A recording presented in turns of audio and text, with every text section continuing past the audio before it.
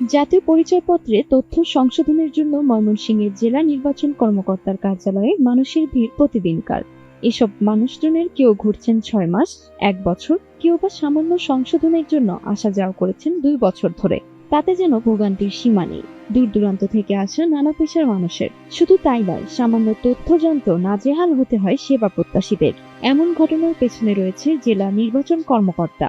ময়মনসিংহ জেলা নির্বাচন অফিসে এনআইডি সংশোধন এবং নতুন ভোটার তালিকা প্রণয়ন সংক্রান্ত বিভিন্ন অনিয়ম ও দুর্নীতি সরকারে প্রথমে আমরা কিছু সেবা গ্রহীতাদের জিজ্ঞাসাবাদ করছি এবং কয়েকজনকে জিজ্ঞাসাবাদে আমরা এখানে গ্রাহক সেবা ও হয়রানির প্রাথমিক সত্যতা পেয়েছি এবং এই সংক্রান্ত বিভিন্ন রেকর্ডপত্র আমরা এখান থেকে সরবরাহ করতেছি। রেকর্ডপত্রের আলোকে পরবর্তীতে আমরা আমাদের প্রতিবেদন কমিশন বরাবর দাবি করি। আমি আসছি আমার ভোটার টিকিট সংশোধনের জন্য। তো আমি এর জন্য আর কি 1 বছর ধরে ঘুরতেছি। যা যা ডকুমেন্টস লাগে আমি সমস্ত কিছু নিয়ে আসছিলাম। ওনারা যা যা বলছে মানে যা যা লিখিত ছিল ব্যানারে টোটাল সব কিছু নিয়ে আসছি। মানে শুধু চেয়ারম্যানের সার্টিফিকেট সিগনেচার বাকি ছিল ওইটাও নিয়ে আসছি। যা নিয়ে আসছি তারপর ওনারা বলতেছে যে আজকে হবে না। ময়মনসিংহে আঞ্চলিক নির্বাচন অফিস যেন ভোগান্তির আরেক নাম। সামান্য নাম সংশোধনের জন্য ঘুরতে হচ্ছে বছরের পর বছর। এমন অভিযোগের সত্যতাও পেয়েছে দুদক, তবুও মিলছে না প্রতিকার। এতে জমে আছে 26,000 আবেদন, সাথে রয়েছে সংশ্লিষ্টদের দুর্ব্যবহার।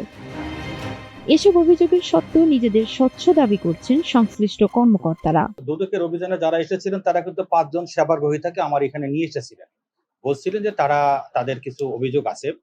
তো আমি আসলে এই 5 জন সেবার গ্রহীতার অভিযোগ আমি শুনেছি।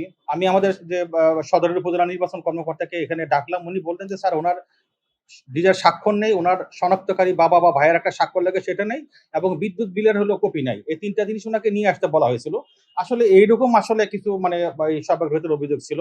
কিন্তু আমি এখানে ডিসেম্বরের 24 তারিখ যোগদান করেছি।